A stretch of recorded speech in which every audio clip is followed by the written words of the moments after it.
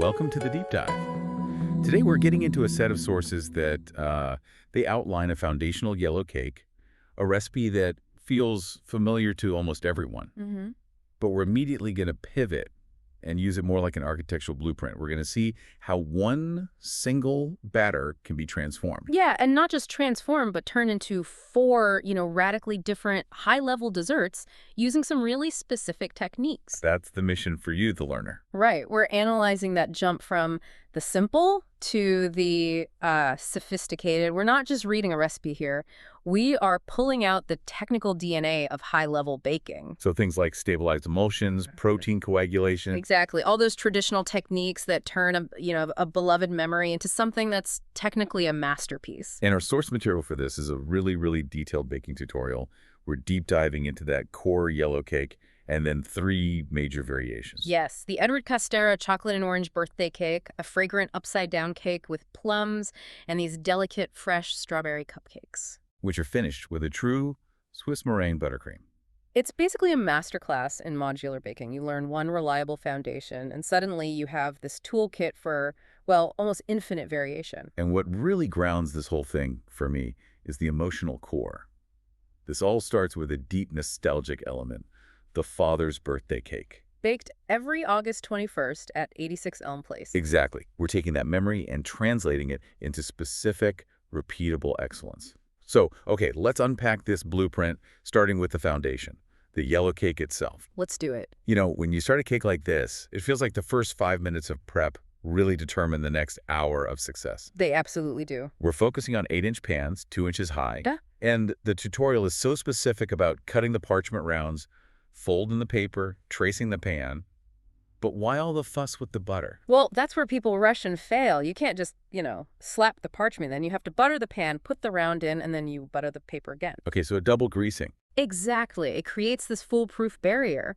It stops the batter from sticking to the pan as it bakes and rises, and it guarantees a clean release every single time, which for a layer cake is everything. And I love this little hack for flouring, using the excess from the first pan to dust the second. It feels so efficient. It is, and it prevents you from overflouring, which can leave that, that white crust on the outside of your cake. Nobody wants that. Right.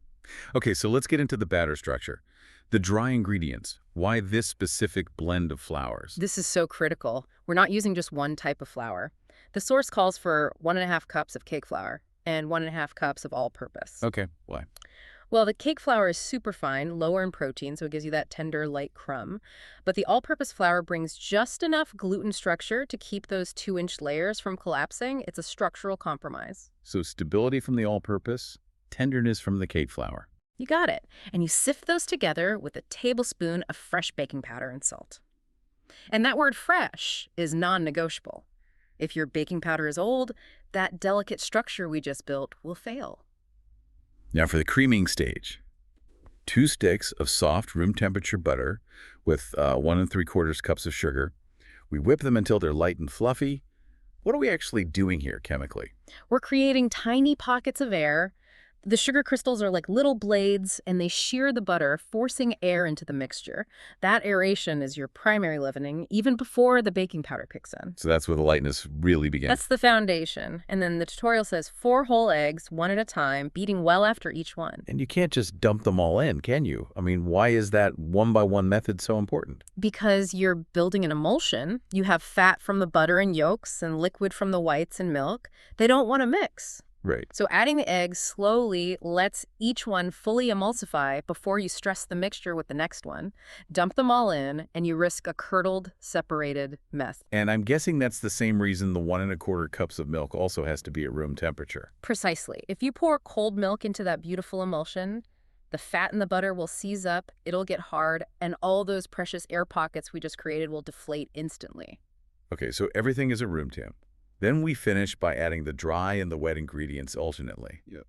And the final warning, do not mix too much. That is the ultimate test of restraint for a baker. The second that flour hits the liquid, gluten starts to develop. You want to mix just enough to combine everything, but not enough to build those tough elastic strands. So if it looks perfectly smooth, you've probably gone too far. You've gone way too far. You'll get a tough cake.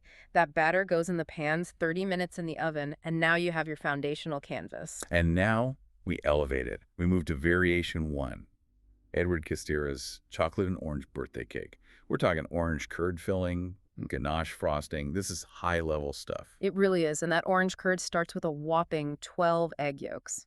12. Why so many? What's the function of that high-fat ratio? That's the engine of the curd's richness. The yolks have lecithin, which is a powerful emulsifier, and a ton of protein. That protein is what's going to thicken the curd without needing cornstarch. It gives you that silky, pudding-like texture. Okay, so the yolks are combined with sugar, zest, and a really specific citrus balance. A little orange juice, but a lot more lemon juice. That acid balance is key for flavor, but also for structure. But here's the make-or-break technique. Cooking over medium-low heat, stirring constantly with a wooden spoon. And the tutorial says you can never walk away. Now, Yeah. I have to ask, what if I'm a pro? Can I risk it? What happens if I stop stirring for just 1 minute? You'll get scrambled eggs instantly. The proteins at the bottom of the pot get direct heat. They seize up, they curdle. Constant stirring keeps everything moving so it heats evenly and thickens smoothly. That motion is everything. Once it coats the spoon, pull it from the heat, add the butter, piece by piece. The father liked the peel in it, but you could strain it. Right. And now for the layers. Before we can fill them, we have to slice them perfect level. And the source has this amazing trick using a quarter sheet pan. It's genius, right? You just rest the knife on both sides of the pan, and you get a perfectly level cut every time. It's fantastic. And for assembly, about a half cup of curd between layers, but, and this is a structural rule, you have to leave about an inch border. Why is that? If you spread the filling all the way to the edge, the weight of the top cake layer will just squeeze it all out. You'll have a mess, and the cake could slide. That border lets the curd spread naturally to the edge without spilling over. And then, the vital security measure.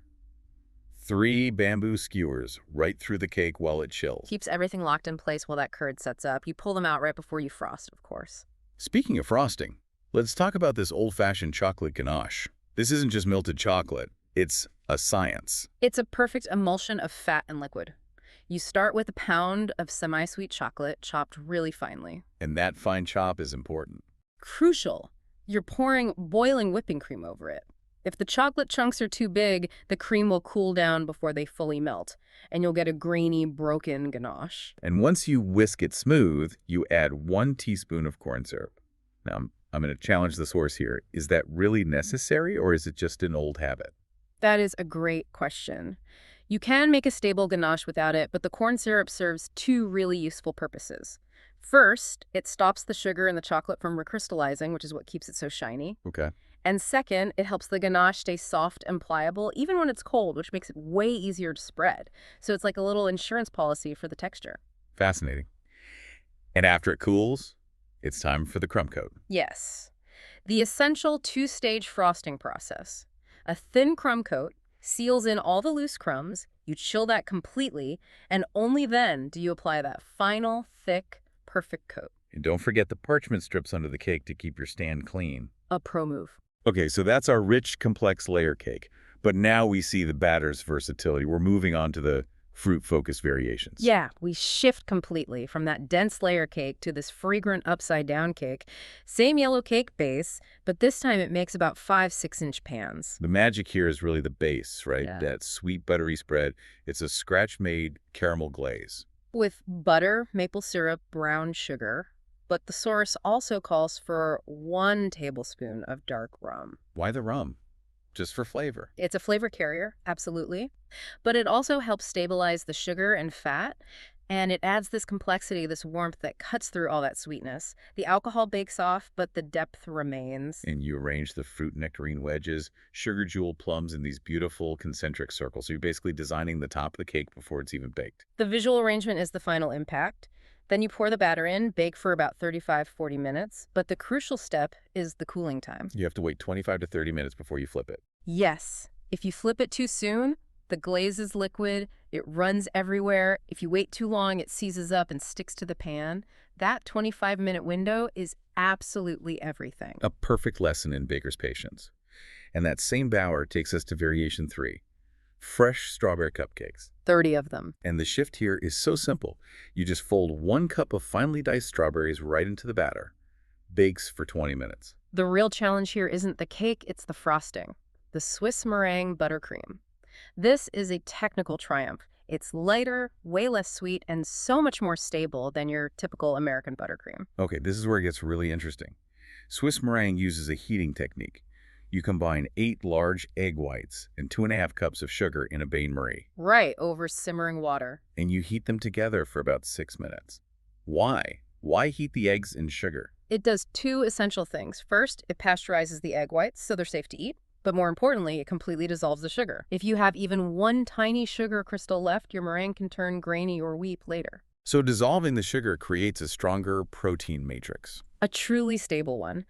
Then you whip that warm mixture in a stand mixer until it's fluffy, stiff, and, this is key, completely cooled down. You cannot rush the cooling. Cannot. If you add butter to warm meringue, the fat melts and the whole thing will break into a greasy, soupy mess. It's heartbreaking. Once it's cool, you add 6 sticks of room temperature butter, piece by piece. It's a lot of work for a cupcake frosting. It sounds like it. But the result is this incredibly light, stable emulsion. Then you flavor it with vanilla, strawberry preserves, fresh strawberries. The final touch is these tiny woodland strawberries, feuille de bois, on top. Wow. So let's wrap this up for the learner. Mm-hmm. We started this deep dive with a simple, nostalgic yellow cake. But what we've really looked at is a playbook for, well, modular baking. Precisely. The takeaway isn't the 4 recipes, it's the mastery of the components. You now know the science behind a stable citrus curd, the ratios for a perfect ganache, and the technical skill for a Swiss meringue. Specifically that bain-marie method. Yes. Heating the sugar and egg whites before you ever introduce the fat. These are advanced skills you can use everywhere in pastry. We've shown how one batter can support 3 totally distinct flavor profiles. The dense chocolate orange, the warm rummaple plum, and that fresh, light strawberry. A true study in versatility. So now for a final thought for you to mull over. We saw one base recipe adapted for a thick layer cake, an inverted fruit cake, and cupcakes. We spent a lot of time on that rich, constantly stirred citrus curd. If you had to pair that high-fat, high-acidity curd with another classic American batter, something totally different like angel food or maybe a dense pound cake, which one would provide the most interesting textural contrast and why? Something to think about next time you're in the kitchen.